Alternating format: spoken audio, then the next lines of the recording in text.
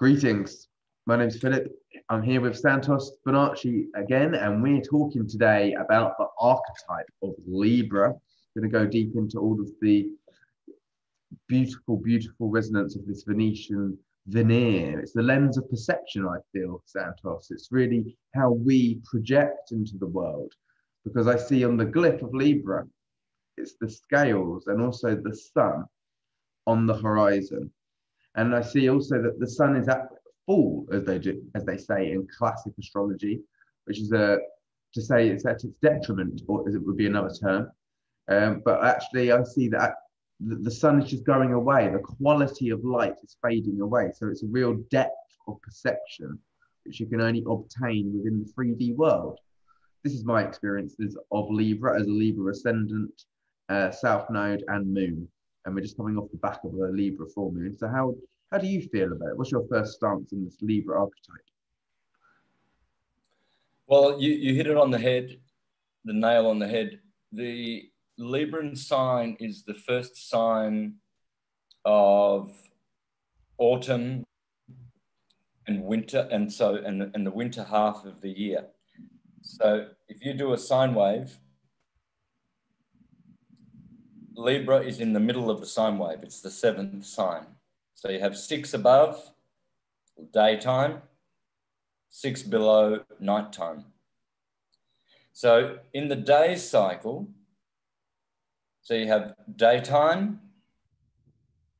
As soon as the sun hits the horizon and sets, it's in Libra, the 7th sign, because 6 are above, 6 are below, and Libra is the first sign. It's in the middle of the wave, hence it judges the wave. It is the judge, it is the balancer, the harmonizer of the wave. So you are right, Saturn exalts in Libra, whereas the sun exalts in Aries opposite. So isn't it funny that you say that the sun sets in the Libra time, and Saturn used to be in like another pantheon, be known as Set, and yet it's exalted in Libra. That's right, because it is set, and that's when sunset happens in the sign of the exaltation of Saturn, Set, and opposite Set or Saturn is the sun in Aries exalting, and that's Horus on the horizon. They both rule the horizons, one above, one below the horizon. So if you have a horizon like this, Aries is always here. Aries, Taurus, Gemini, Cancer. Cancer's midday. Leo, Virgo, Cancer, Leo, Virgo.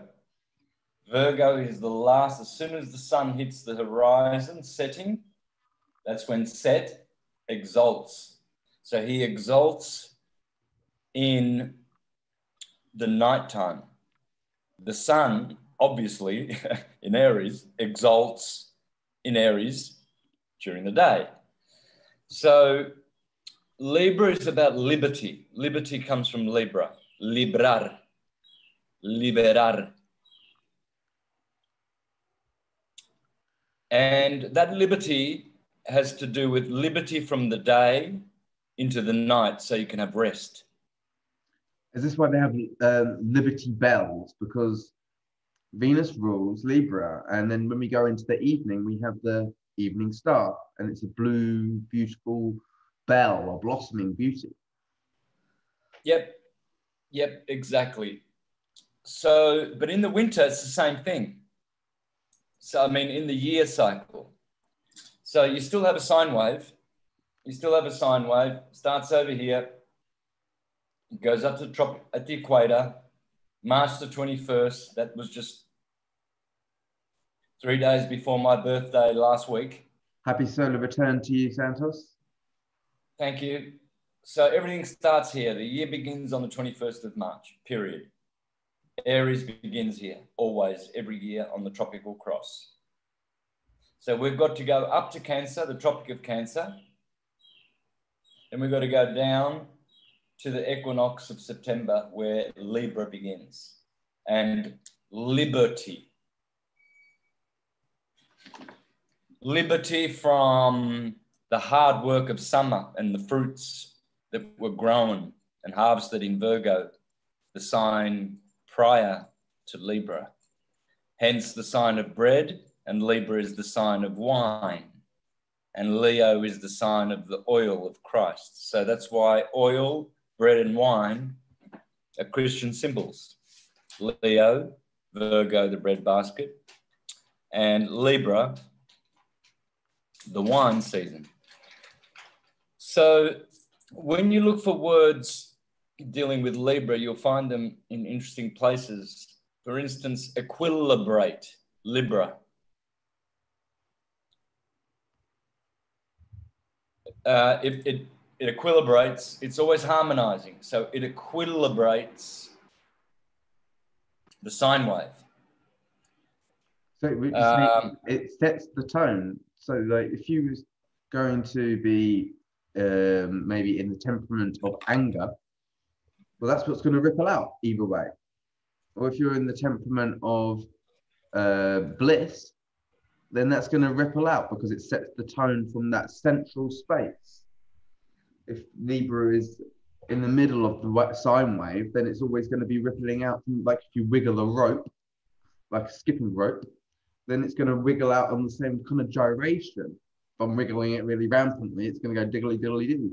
If I'm doing it more like this, it's going to have more of a kind of curvaceous whip to it.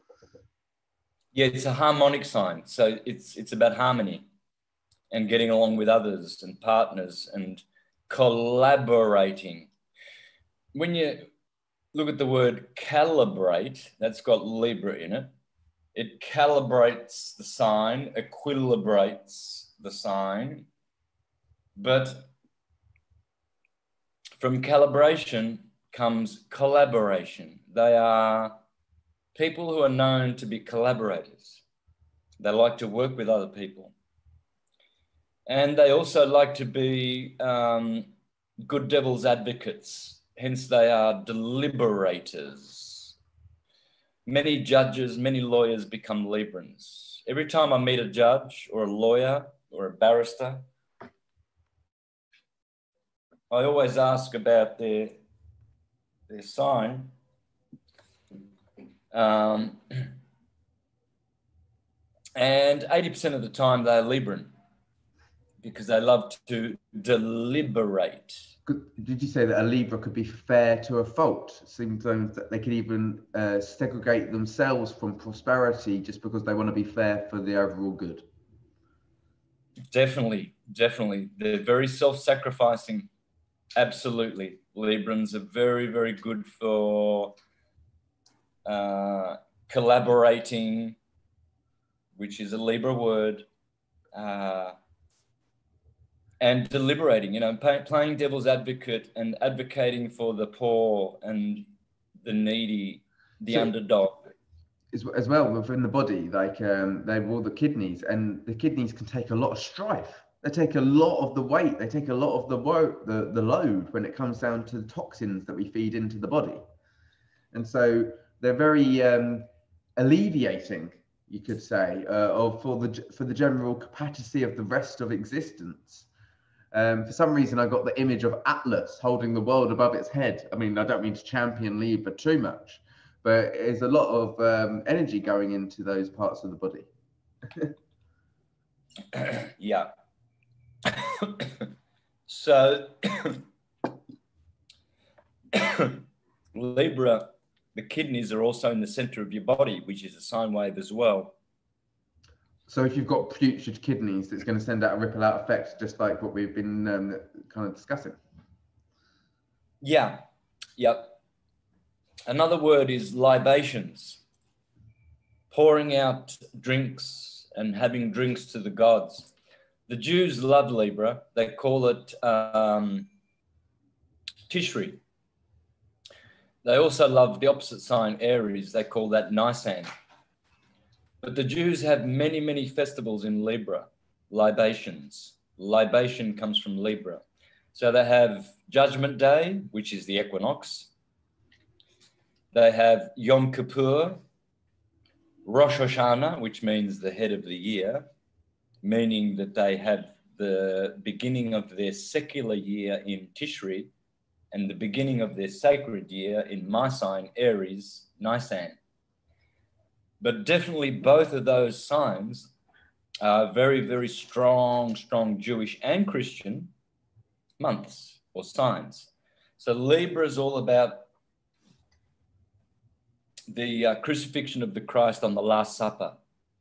When you see Leonardo da Vinci's Last Supper, you'll see Christ standing in the position in the middle of the table with 6 disciples to his right, 6 to his left, apostles, I should say. And right to his very, very, very left, right here to his left, right next to him on his left side, you see a woman type disciple with her arms stretched out. That's the 7th sign. So like if you start from the very first at the top of the table, Aries, then the second one is Taurus. The third guy is Gemini. He's got his hands up like this because Gemini rules the arms, the twins. So Aries is always at the head of the table. Taurus is second, then Gemini is third.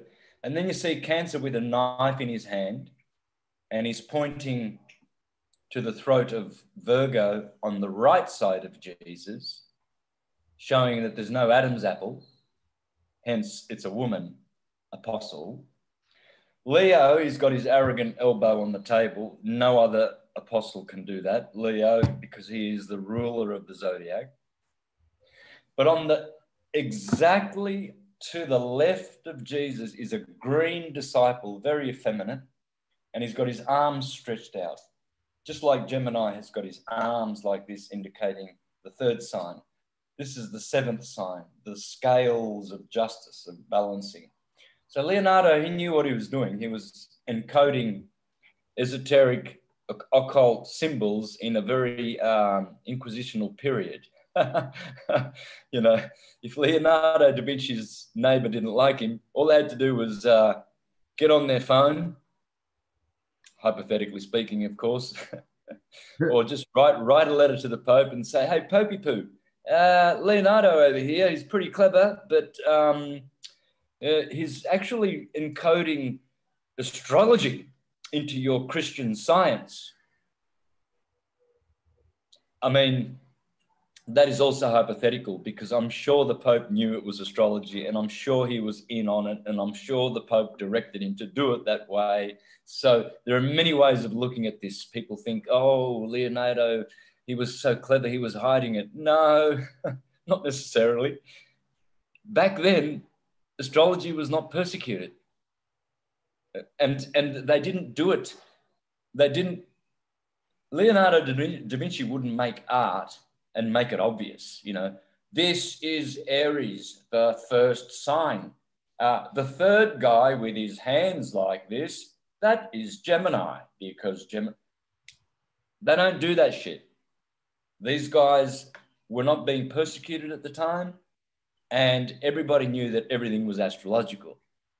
So anyway, back to the word libations and other Libran words. Library. They are good bookkeepers. They love keeping books. They love reading books. They love law. As I said, they deliberate. Judges love to deliberate.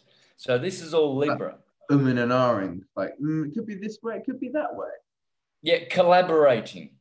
Yeah, but going back to that deliberating, see, my son's Libra, and he's always been like a Lisa Simpson, and I've always been like Homer. So I'm dumb, and my clever little Libran son, who's very mental, Lisa used to run rings around Homer, you know, with her legal talk. And she'd play devil's advocate really good. I could always see that in my son, you know. He's always thinking about, yeah, but what about the other side?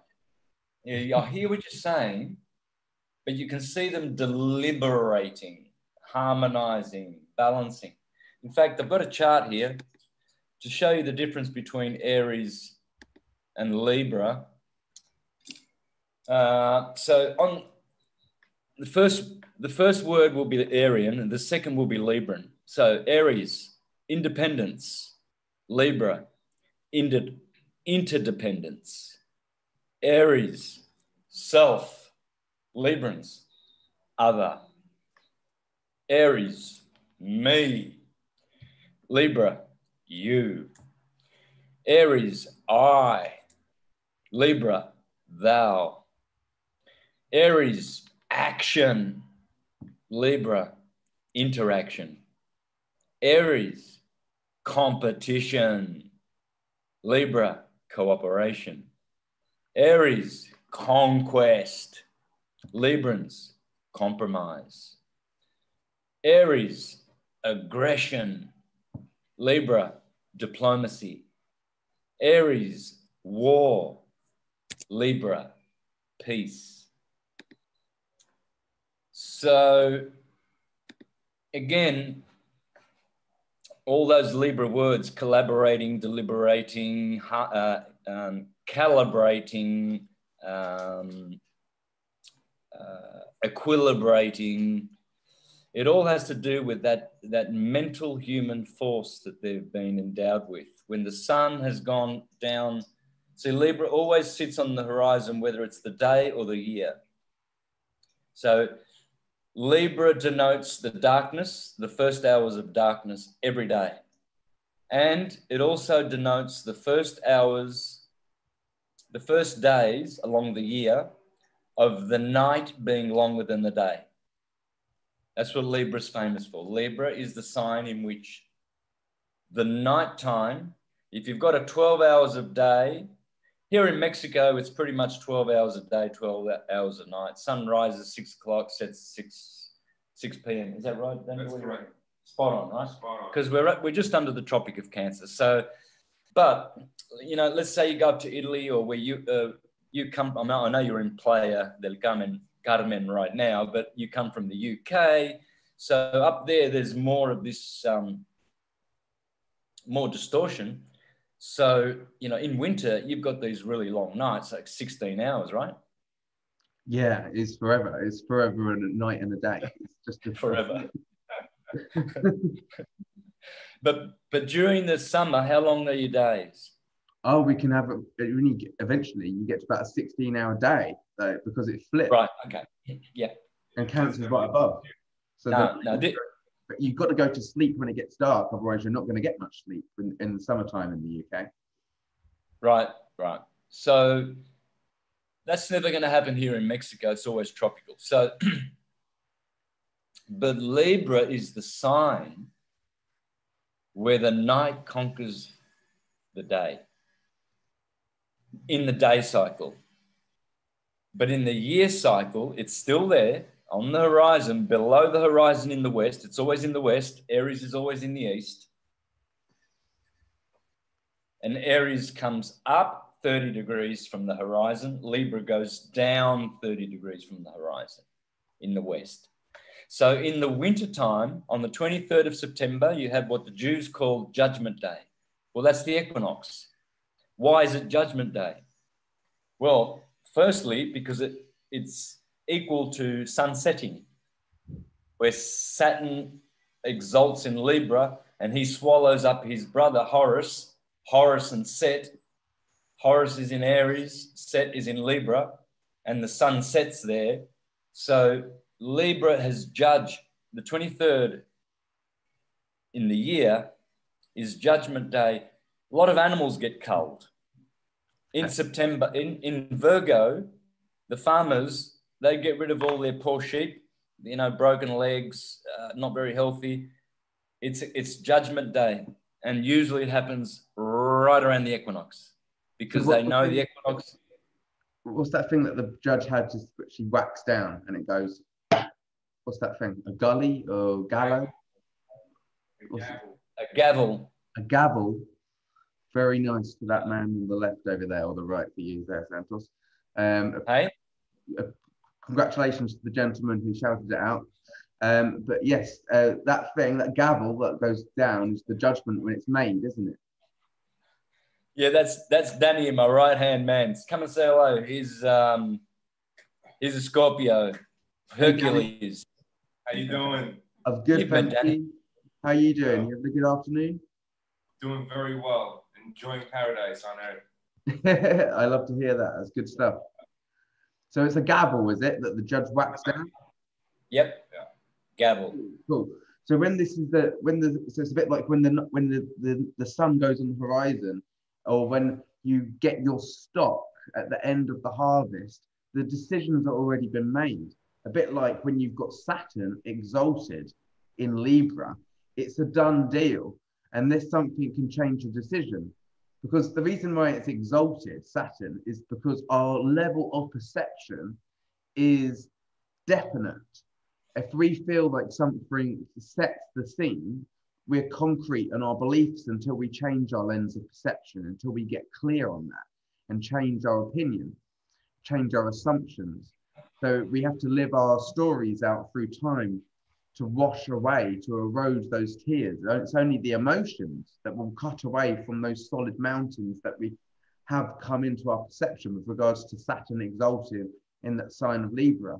It has to be a very much circumstantial, emotional baptism to be able to cut through those decisions that we made to really come into definition of a certain belief system. This is why Saturn is so powerful in that situation. So if you think you're good enough and you've got Saturn in Libra, you're going to really go far. If you've got doubts and you've got Saturn in Libra, you're going to carry those doubts with you until you have an emotional situation cut through and change your situation and circumstance so you believe and perceive of yourself in a different manner. My mother's got Saturn in Libra, and it's right on my ascendant. So that's why I get that shit. Because I know it and I've experienced it. Yeah. So there's absolutely no mistake about why the Jews call the 23rd, the equinox, first day of Libra, Judgment Day, because it goes back to the position that it holds below the horizon, daily and yearly. And there's also a deacon in Libra called Lupus, the wolf, and it's the wolf of night. It's the wolf that swallows Little Red Riding Hood, the sun in the forest on the ecliptic during the day. Libra's always there to judge. The judge every day gets judged on that part of the sine wave of its daily cycle, on that part which corresponds with the 23rd of September, Judgment Day. As soon as you see the last rays of sun, and then darkness sets in and there's no more sunlight at all to be seen, that now is Libra. That's the energy of Libra. It carries a certain amount of energy of judgment about it. You know, it's like, wow, we've lost our hero. We can't build our houses now. We don't have light. We can't work. We can't do many things that we can do when Horus is up for his 12 hours. Horus seems to be kinder to us. We can see where we're going. We don't fall over. We can, see all the beautiful people in the community. We can cook. We can do everything that we need to do. But then when Satan set at sunset, Saturn starts his rule, then we all sort of change totally the way our day runs. Everything changes. It flips 180. We have to turn lights on. We're in a different mode, And then people start thinking about sleeping. You never generally think about having, sleeping a day off. You want to see some stuff. You want to go to the pyramids. You want to go to the beach. You want to enjoy yourself. So Libra has got all of that about it and more. It's a very, very powerful mental sign. Of all the air signs, I find Libra to be more mentally palpable than the other two signs. Geminians are more sort of communicative, and Aquarians are more sort of about knowing. So they're not as expressive and friendly to express their knowledge as Librans, I think, which have Venus as the ruler. So, but you can feel all the air signs, their mental energy, but Librans' mental energy is clearly palpable and very, very different from the other two signs. You can see them, you can watch them thinking. They love to have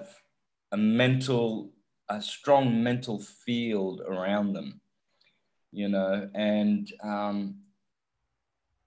if you ever, you know, want to make a final decision on something, I'd call up your Libran friend if they're good friends, because they'll weigh the odds and the pros and the cons, and they weigh all the possibilities out and generally come to a good balanced decision. So that's with Venus being the ruler of both Taurus and Libra and having these different posts. And it's currently that Venus has just shifted from the morning star phase, from the descent, and had its conjunction with the sun just within the past few days. And now it's having its ascent. So it's burnt away a lot of old stories. And now we're realizing actually that we've moved beyond them and able to change our idea or how we think and feel about ourselves in certain areas of life. And so it's going to re-emerge as the evening star in a few weeks, about 6-7 weeks, in the middle of May. And these two qualities could be seen as different, what would you say? Different tribes, if astrological star tribes that we're not really in touch with it. You know, we don't really work with that etiquette because we're blinded by this knowledge. So we've got, how would you say the better way to describe it? The Luciferian and another one. What's the other, what would you say? But there's nothing wrong with this word Luciferian. It's just satanic. Luciferian. The god.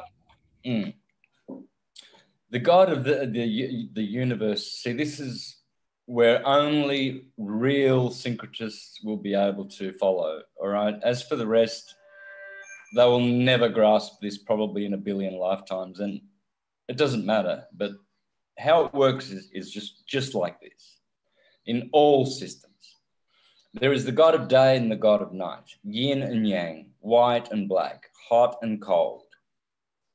And these two opposing bisexual forces of electricity will always exist in the demiurgic world of matter. Okay?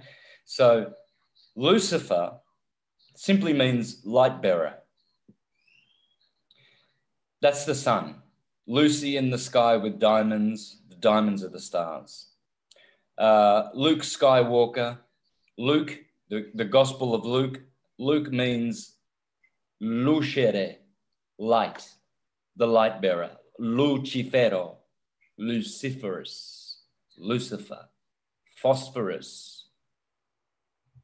Lucifer is the sun. Horus, the hour. What hour is it? That's Horus on the horizon. Because Horus tells us the hour, same word. The hours of the day. Hours and Horus are anagrams of each other. And it's funny because it's hours. And I'm not talking about the time. It's ours to shed. This is our segment. Yeah, exactly. So, Set, on the other hand, is Satan. And Lucifer used to be always, until the Jesuits flipped this around, Lucifer was always known to be the good guy, good cop, and Saturn, Set, the night, was the bad guy because you fall over and bump your head at night, that's bad. During the day, you don't fall over because you can see the ditch. So that's good. And you can build your house, you can get about and do things because you can see, wow. As Plato said, the eye is the only sense that needs a third thing. You see, hearing is direct. I don't need anything else to be able to hear. Whatever noise happens, my ear directly hears it. But my eye cannot see unless there is a third thing. And Plato said that's the sun. And the sun used.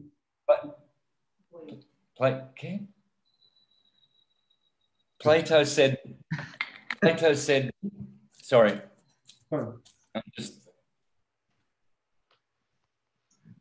So the sun used to be called yes, used to be deemed as yes, or on, or I on, and Yeah. I is to see, and see in Spanish is yes. And so basically it's confirmation to have this observation, but yet it's more intuitive to be not one who has to buy into illusion, one who actually feels and hears as a frequency-based being, and that's what we are first and foremost before one of the light. Okay, so that's where I was headed. I was headed at that. Neither of them are evil and neither of them are good. And yet one is called good and one is called evil. But these are just appellatives. These are not hard and fast scientific doctrines. Satan is the one pole of evil, and Jesus, Lucifer, is the other part of good. But both of them are good and evil, and I'll show you how. The sun is good because when you're walking, you don't see the ditch and you don't fall over. That's good. But the sun is also the one that illuminates your eyes of duality, not your pineal gland. Saturn does that at night. But during the day, these two guys get activated and they see red shift, blue shift, good, bad, hot, cold, etc., all the dualities, because there are two eyes. That's their function. And you believe that what you see is real because of Lucifer, the deceiver. Oh yeah, he saved you from falling into the pit, but he deceived your ass by making you think that all of that you see out there is these walls and all of this is eternal and real in the sense of enduring. They're not. These are all atoms in flux. The liquid inside is just as liquid as the bottle. It's just in a more solid state at the moment, but it will turn into that. It will turn into water. It will turn into air. All the elements. This won't be here one day because it's a temporal world. So you're Lucifer, who shows you these things, and you believe so much in these things that you invest your whole life chasing material possessions and material property, atoms, blowing in the wind. That's what a rich man is. A rich man is someone who's chasing atoms as much to say, oh, all these atoms are mine. On paper, I own this property. I own half of Texas. I'm a multi-millionaire. I'm called Bill Gates. Those atoms, they own themselves. And they keep moving and creating all kinds of phenomena as they go. So Lucifer is the great deceiver. On the other hand, Saturn brings the darkness. So that's bad because you can't see the ditch and you fall in the ditch and you break your neck and you're in hospital for 6 years, thanks to Satan, who blinded your eyes. But Satan also teaches you to go in to your third eye at night to see with wisdom, and if you can see with that eye, you can actually eventually physically see. But for now, it's just a spiritual sight of seeing, and that's what Saturn does at night. You go within. During the day, it's extroversion, and you are all confident, and you're sure of the world that you're living. Oh, this is how the world is. I know the world. I'm very worldly. I've traveled. I'm a traveled man. I've seen the world. I know how the world works, sort of thing. No one does. And so that's the deception of the daytime of Lucifer. And then Saturn is also good and evil, as I explained. It's like a knife, right? See, I can, this can feed millions of people by making sandwiches, millions of poor people. But this, sharp enough, I can kill 1 million people with this. I can murder animals with it. Is this knife good or is it evil? It's both, isn't it? So I like that. So we can look at the terminology of positive and negative and see that there's the same, it works the same way, because positive has its quality of beneficial and something which is degrading or not so useful, and negativity, which is a bit like the subtraction rather than adding on. Aries could be considered, you're always adding on, you're going out to start something new, you're building something, you're going into a new identification. Whereas Libra is more subtraction, it's alleviation, it's relief. And so we're taking things away so that we can find that we're able to build a new thing another day. And then taking things away, we gain so much more from not having to do so much. You know, it's deconstruction, it's relief. It is. It's liberating, Libra. Also, you've got from Libra, you have I forgot where I was going with that, but Dissemination is another one, because it's the moon and its waning phase. Dissemination, becoming less and less that. But the funny thing is, the term for Venus is moreish, because it's about love, isn't it? It's about seeing the love and the depth of that. Oh, that's right. That's where I was going. So labra, lips in Italian, labra, Labra, and that's in abracadabra, because when you labra, you open, abra, open your mouth and speak the word of God. So Libra is also about, it's a sign of buying and selling and speaking and selling with your word. Libra, so labra, the lips. And so that's when they go and deliberate in court for justice. They love justice and fairness. I thought about this, that with Venus being a particular deliverance of Christ energy, because it rules the throat, which is our box, like our vocal box, and it's how we can create a frequency and enunciate our value. But with our perception, it's perceiving and feeling this value with our sight.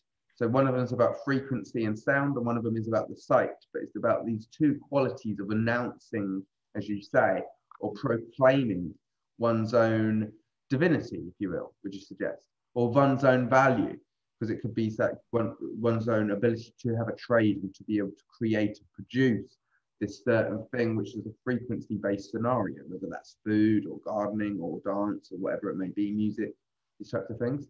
And so it's perception-based and depends between these two different poles of Taurus and Libra. Yeah, and Librans are one of the most spiritual signs. Libra and Aries, they, according to Ptolemy, they're the signs that rule the equinoctial axis, and Capricorn and Cancer rule the solstitial axis. So Aries, the lamb, and down at the bottom of here, you got Capricorn, the goat, the sheep and the goat. Opposite the sheep is Libra. And this axis by Ptolemy was called the sacerdotal axis, the axis of the priest. Cancer to Capricorn, we all know that Cancer being investments and the fourth house, and Capricorn being public service, career, and government, and politics, etc., is to do with the king and wealth. So here, this horizontal line of the equator from Aries to Libra, from Nisan to Tishri, from Rama to Succoth. These are all in the Bible, by the way, and the Quran. So Libra, being the seventh sign, turns out to be the seventh house. And Guido Bonacci, the 12th century astrologer, one of my favorites, contemporary of Dante Alighieri, he wrote that the seventh house has to do with theology, astrology, divination, philosophy, spiritual science, and health. The house before, the sixth house, is ill health. The seventh house is to do with health. So you find that Librans, generally, you see them paying, they're into health, homeopathy, things like that. And they do it very well because they think about it. So it's very important that any good astrologers out there listening remember that Libra is not just the house, the seventh sign and seventh house denoting partners and public enemies and buying and selling. It's also one of the most spiritual houses and signs. It is the priest class. This is probably what you would call the Levites. In fact, Leva, I think, is Libra. And that's where I think is the Levite 12th tribe of Israel is actually Libra. Dan is Scorpio, but the Levi is Libra. Same word. And so it's all about, in the Lord's Prayer, it's about forgiveness. By the time you start at Aries, hallowed, our Father who art in heaven, hallowed be thy name. Aries, hallowed be thy name. Thy will be done here on earth. Thy will be done, Taurus, on earth as it is in heaven. Cancer, Leo. Give us our daily bread, Virgo. And then forgive us our debts as we forgive our debtors. That's Libra in the Lord's Prayer. Libra is about forgiveness, forgiving debts, settling the books, balancing the books. And they do that very well. They're very spiritual, very, very spiritual sign. They are the priest class, along with Aries, so the Brahmins. We could say Brahma has the word Libra in it. Libra. And that's how they say Brahma is Abraham, and that's how they say Abraham in Aramaic. Librahim. Ibrahim. Al-Librahim. It's Libra. So Libra is a very, very important spiritual cardinal tropical sign. It's a cardinal tropical sign. So cardinal's about jumping in with something new, and obviously it's the first of the second seven, and so it's much more maybe internal. Would you suggest? Obviously much more reflective, and being able to pick up on things that maybe other people don't, and they can lead without even having to announce that that's what they've picked up upon. So they can be like, okay, well, you're coming this way over here, and like maybe be quite a director and encourager for a certain mission that other people don't realize that they're even being ushered along upon. It could be that they're being gaslit quite in a way, but even for their own benefit. Like, you know, what you might say to a child, just come away from this hot stove, but you don't tell them why it's a hot stove. You just say, come and play with this toy or whatever it might be. Yep. They're very, very friendly, gregarious, fun-loving, charming sign. Beautiful people, very good looking. The most good looking people are Librans in terms of symmetry, balance, and real beauty. Venus rules it right there in the middle of the sine wave. It's Venus's beauty. So they are possessed of a certain physical beauty. They make great supermodels. Apparently the best and the most prolific sign in the supermodel world is Libra, because of the symmetry that being in the middle of the wave produces. It's a bit like a nomad, like the nomad consciousness is like the central point inside of the toroid, right?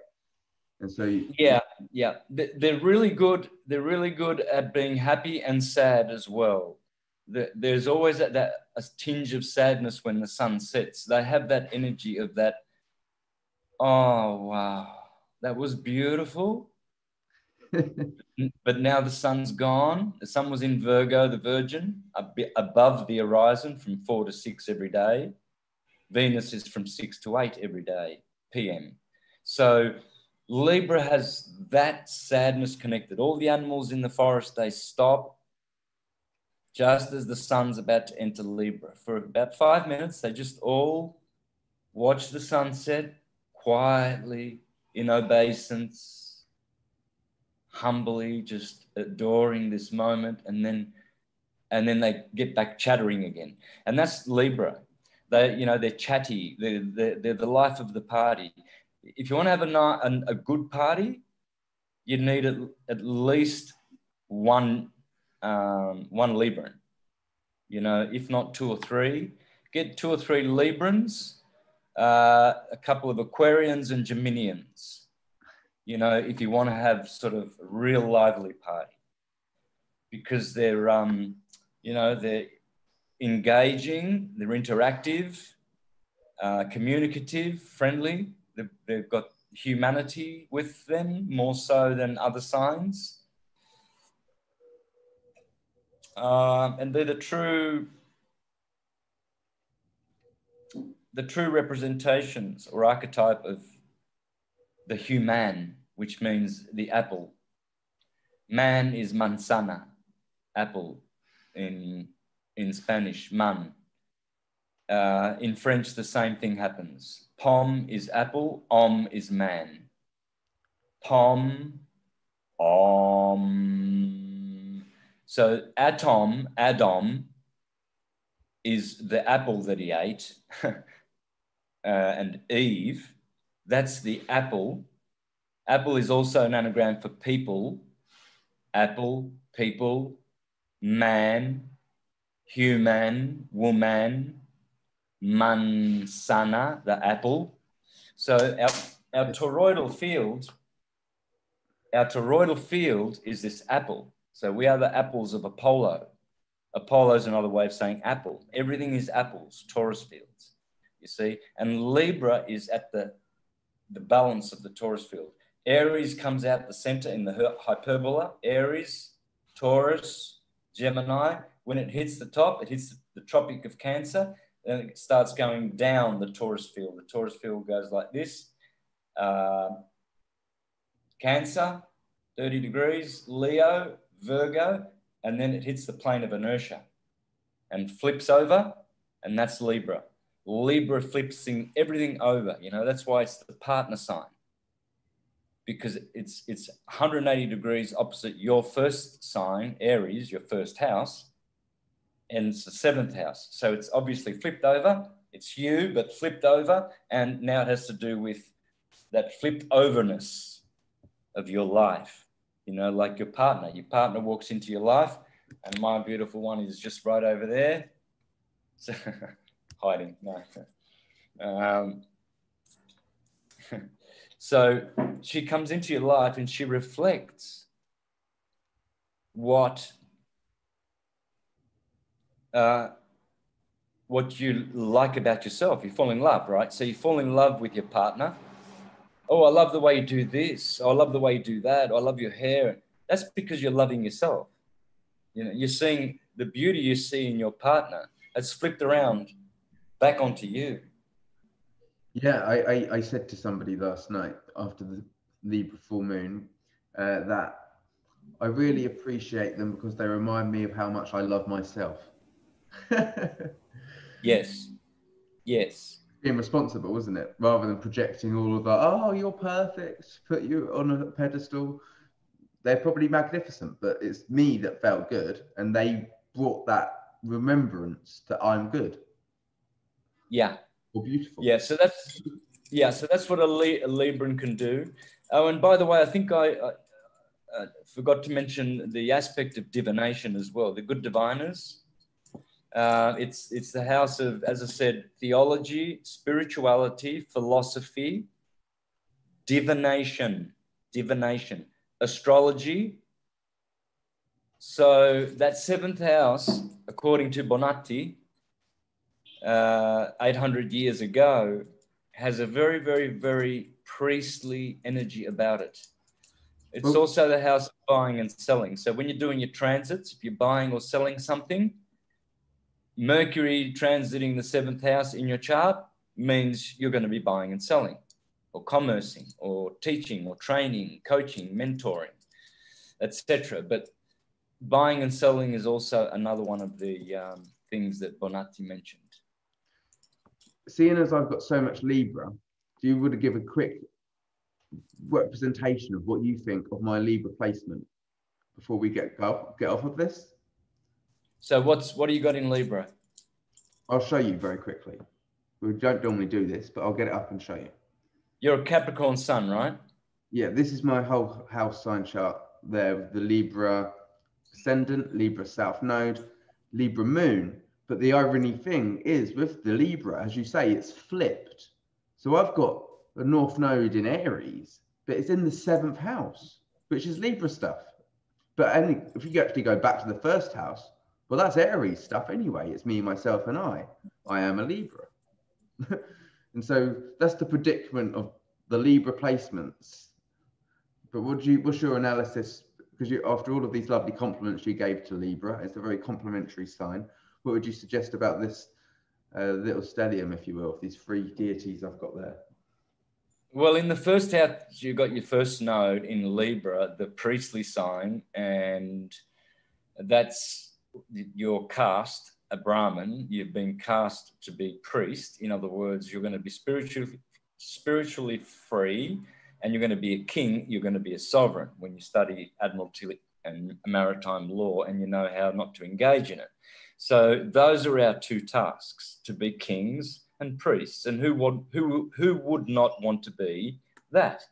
So that's where you come from. But your north node's in the seventh house, which is about astrology, divination, philosophy, spiritual science, theology, and health. That's exactly everything that you're doing. Mm-hmm. And you're doing it in a priestly way as a Brahmin again, because your north node is in 16 degrees Aries. So where you're coming from and where you're going is along that equinoctial path. Your past is connected to your future along that axis, that you came from a priestly class and you will go out as a priest. You know, you'll be a master of divination. It's very cool. You'll be a master of, other things dealing with divination. About the omen, this is one more thing I'll ask you about the chart particularly, and it relates to Libra, and then we'll stop doing it because I'm bashful, as Libras are. And so we were talking about how the omen is obviously what's visible in the sky, and the chart's ruled by Venus, which is actually beneath the horizon, not visible, but it's in Scorpio. So what would you say for Venus and for this placement? It's not necessarily, I would suggest, I'll answer my own question and I want your opinion. It's not this, I would like to say, it's not always that detriment is such a bad thing. It's a challenge so that one can really tune their instrument pretty sharp and be pretty good at things, but they have to learn through some good challenges. Exactly. That's all it means. Venus in detriment in Scorpio is not woe is me, you know, I'll never have luck with girls. They'll always be licentious and lustful, you know, Scorpio always wanting to have sex on their mind, or it's always going to be the wrong girl. Mars is malefic, hence she's cursed. And in the second house is not very good either, because the second house has to do with death as well, opposite the eighth, which is death. The second also has somewhat of a deathly thing about it. So you've got two kind of detriments there, but all that shows, the way I see things and the way I've experienced astrology and how it works, is that you are going to see this negative side in your life. You're going to see it. You're going to witness it. It doesn't mean it's going to hurt you. It doesn't mean it's going to destroy you, or necessarily benefit you. It may do any one of those things. So that depends on you and your soul evolution. You know, someone else with lesser evolution than you, with a Venus like that, would probably find it really, really, really difficult to, say, find a satisfactory partner. That's what I interpret that like, right? But someone with high evolution, they will see that as well, that, you know, they're finding perhaps difficulty with a detrimental Venus in a masculine chart, but... So it's masculine. Libra is an air sign, and that's a masculine quality, but the Venus is actually in a water sign, in Scorpio, in a watery house in the second. And so yes. It's all of these different things. It's always up against itself there. Yeah. But I've seen some beautiful, beautiful things come out of Venus in Scorpio in the charts of a lot of people. And that is, they're very creative. Number one, very, very creative. Sexually, they're very in tune and attentive. Yes. And open and like to deliver. And more loving and more soft. But also it's the occult, isn't it? So it's this tendency to be able to see beyond the light, beyond illusions, and have a perception which is like nocturnal. Yep. Especially with astrology being an occult science, it's again useful for that. But now, yeah, so look, Libra's definitely one of my favorite signs. I'll always have good instant energy for the sign of Libra, especially Libra moons. I've had good experiences with Libra and moon people. They're very fair and just. They're very balanced. I think it's my favorite moon, second to and Pisces, my moon, second. As a Libra moon, and after having experienced this weekend, I see the Libra moon as a good extraction tool, because it's a bit like, okay, well, there's something which needs to be developed, something that needs to be made more clear.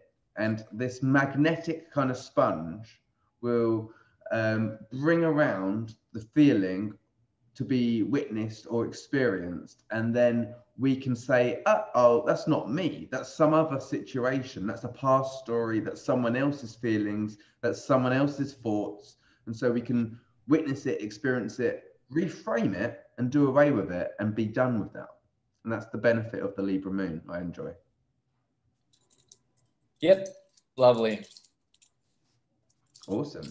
Well, thank you so much again for your time today, Santos. I'm excited to go into the depths of darkness with Scorpio next time. But until then, thank you very much. Maybe you could shed some light on what you feel about your solar return chart before we leave. You got any comments on you're going to have Venus right next to your sun for this year? Yeah, you saw that, did you? Yes, that was beautiful in Aries. Oh my God, I'm so... You always got beautiful women around you and good graces, but what's it mean? What's it mean for you? All right, let me pull up my solar return chart.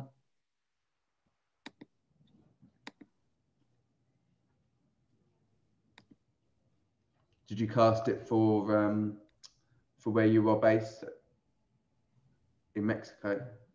Yep.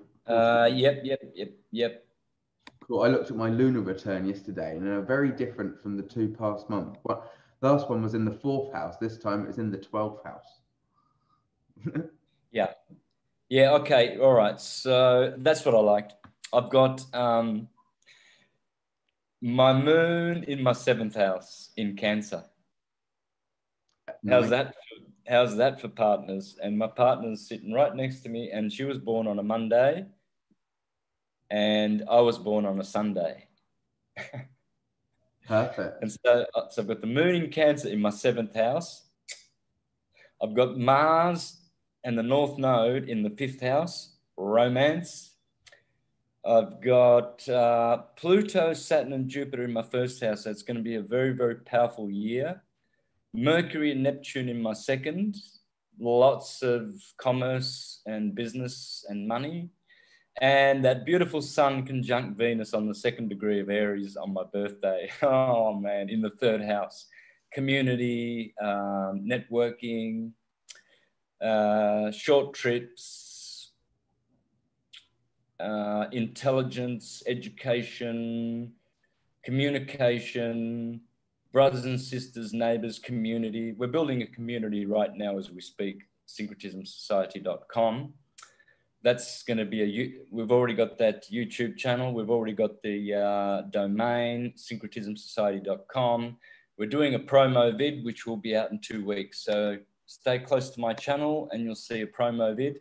And I believe that that's the Sun and Venus in my 3rd house there, you know, with the community.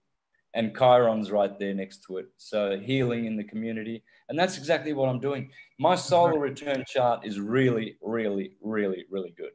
Sounds very nice, especially you talk about community with Venus ruling what will be the 4th house and your 9th house in that chart as well, with Taurus and Libra falling in those placements. So you're having an international, high etiquette, high intelligence community with a lot of value and prestige. I like it. And nurturing relationships with that moon in the 7th, very nice indeed. Oh, that's a biggie. I mean, just having my partner here, who is a triple Leo and born on a Monday, is very much a lunar type of woman, as I am a very solar type of man. It's interesting. I'm very aware of the day you're born on really, really does condition you individually. So if you're born on a Sunday, you are like the sun. She calls me my sun. And she was born on a Monday, therefore she's like a moon. I call her mi luna, my moon. And so that in the 7th house tells the whole story of my solar return chart. Very cool, very cool. So one more question before I let you go then. It's like, so you've got, the sun is in Aries for the next, is it another 20 days or something like this? So you're feeling the exaltation, you're feeling the sun in its best place, you're feeling this extra stimulus, especially as a Leo moon as well. Sure. Natally. Yep. Very cool. Well, thank you for your time today. Thank you for sharing, and I appreciate all of the wisdom and reflections. I'm excited to do it again. And everybody else, thank you for watching. I look forward to next time. See you later. Bye, brother. Cheerio.